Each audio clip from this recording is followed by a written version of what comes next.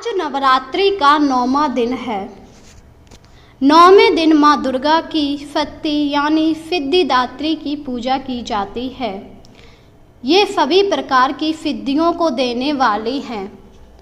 नवरात्रि पूजन के 9वें दिन इनकी उपासना की जाती है। इस दिन विधि विधान और पूर्ण निष्ठा के साथ साधना करने वाले साधक को सभी सिद्धियों की प्राप्ति होती है। सृष्टि में कुछ भी उनके लिए अगम्य नहीं रह जाता। ब्रह्मांड पर पूर्ण विजय प्राप्त करने में असमर्थ आ जाती है। मार्कंडेय पुराण के अनुसार अणिमा, महिमा, गरिमा, लंगिमा, प्राप्ति, प्रकाम्या, ईश्वरी और वैशिष्ट ये 8 सिद्धियां होती हैं। ब्रह्म पुराण के श्री जन्म खंड में ये संख्या 18 बताई गई हैं। इनके नाम इस प्रकार हैं: अणिमा, लघिमा, प्राप्ति, प्रकाम्या, महिमा, ईश्वर वंश, सर्वकाम वंशिकता, सर्वज्ञ, दूर श्रवण, परकाया प्रवसन, वाक्य सिद्धि, कल्प वृक्ष, सृष्टि, संगार कण सामर्थ्य, अमृत, सर्व न्यायकत्य, भावना, सिद्धि। माँ सिद्धिदात्री भक्तों और साधकों को ये सभी सिद्धियां प्रदान करने में समर्थ हैं। देवी पुराण के अनुसार भगवान शिव ने इनकी कृपा से ही इन 8 सिद्धियों को प्राप्त किया था। इनके अनुकंपा से ही भगवान शिव का आधा शरीर देवी का हुआ था, जिस कारण इन्हें लोक में अर्धनारीश्वर नाम से जाना गया और यह अर्धनारीश्वर नाम से प्रसिद्ध हुए थे। माँ सिद्धिदात्री 4 भुजाओं वाली हैं। इनका वाहन सिंह है। ये कमल पुष्प पर भी आसन होती हैं। इनकी दाहिनी तरफ के नीचे वाले हाथ में कमल पुष्प। प्रत्येक मनुष्य का यह कर्तव्य है कि वह माँ सिद्धिदात्री की कृपा प्राप्त करने में निरंतर प्रयत्न करे, उनकी आराधना की ओर अग्रसर हो। इनकी कृपा से अनंत दुख रूप संसार से निर्लिप्त रहकर सारे सुखों का भोग करता हुआ वह मोक्ष को प्राप्त कर सकता है। नव दुर्गा में माँ सिद्धिदात्री अंतिम देवी हैं। अन्य 8 दुर्गाओं की पूजा उपासना शास्त्रीय विधि विधान के अनुसार करते हुए भक्त दुर्गा पूजा के 9वें दिन इनकी उपासना में प्रवृत्त रहते हैं। इन सिद्धिदात्री माँ की उपासना पूर्ण करने के बाद भक्तों और साधकों की लौकिक परालौकिक सभी प्रकार की कामनाएं पूरी हो जाती हैं। सिद्धिदात्री माँ के कृपा पात्र भक्त के भीतर कोई भी ऐसी कामना शेष नहीं बचती जिसे वह पूर्ण ना करना चाहे। वह सभी संसारी इच्छाओं, आवश्यकताओं और सहपों से ऊपर उठकर मानसिक रूप से माँ भगवती के दिव्य लोकों में विचरण करता हुआ, उनके कृपया रस पीयूष का निरंतर पान करता हुआ विषय भोग शून्य हो जाता है। माँ भगवती का परम सानिध्य ही उसका सर्वस्व हो जाता है।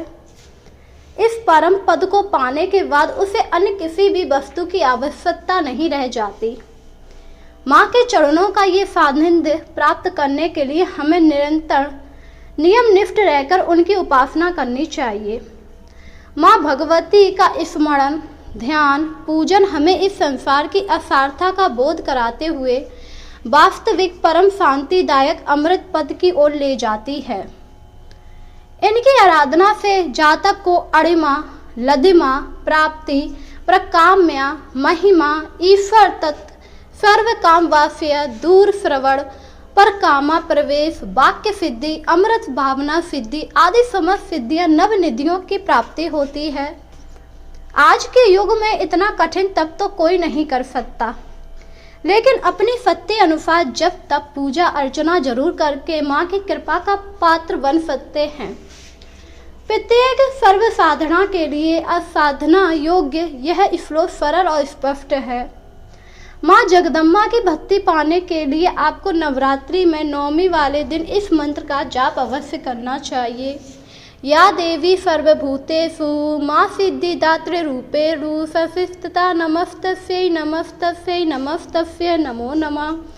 अगर आप इस तरह माँ सिद्धिदात्री की पूजा करते हैं तो इससे माँ आपके ऊपर प्रसन्न हो जाती हैं और अगर इस मंत्र का अर्थ बताया जाए तो अर्थ है, हे माँ आप सब में विराजमान है और माँ सिद्धिदात्री के रूप में प्रसिद्ध अम्मे आपको मेरा बारंबार प्रणाम है।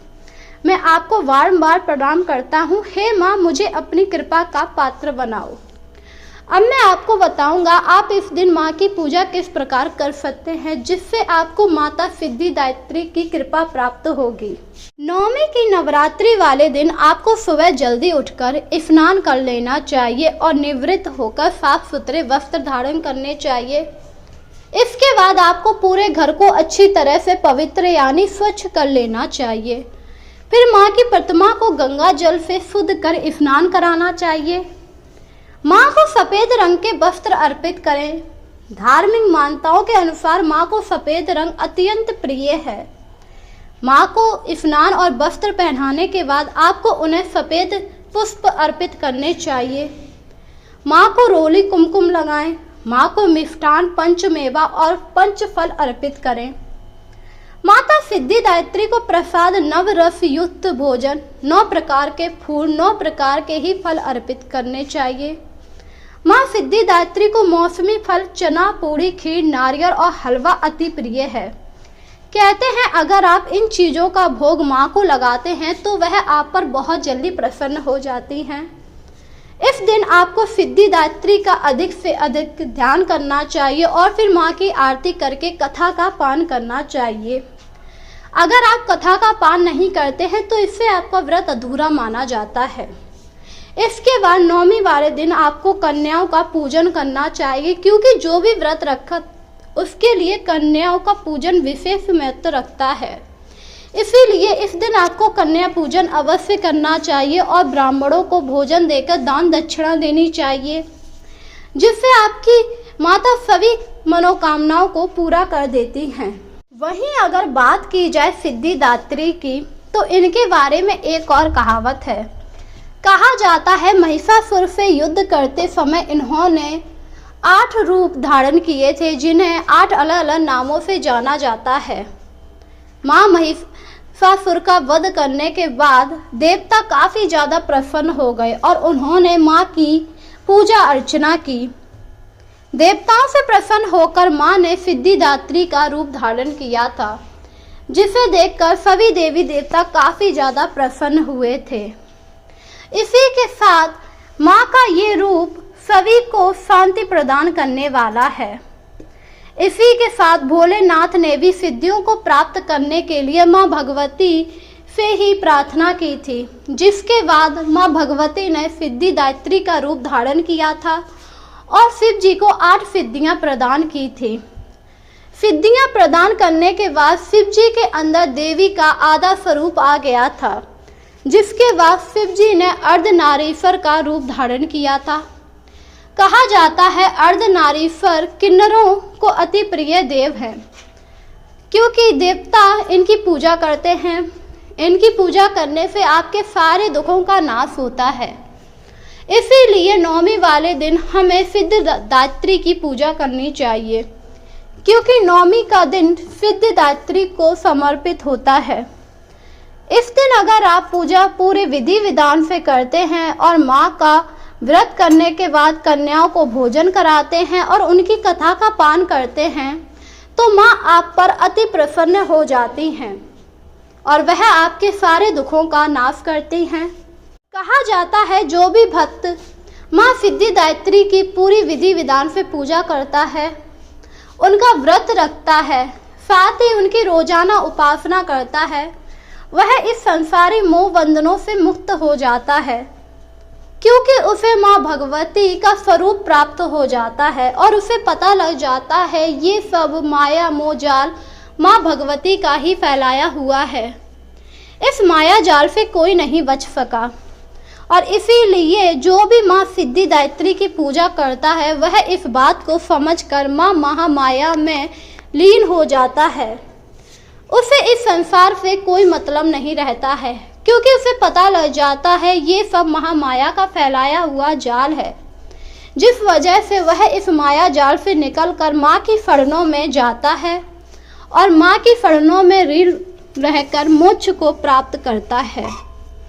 तो इसलिए आपको नवमी वाले दिन सिद्धिदात्री की पूजा करनी चाहिए। पूजा करने के बाद आपको कन्याओं और ब्राह्मणों को भोजन कराना चाहिए। आपका जितना भी बन सके आपको दान दक्षिणा देनी चाहिए। इससे माँ सिद्धिदात्री आपकी सभी मनोकामनाओं को पूरा करेंगी।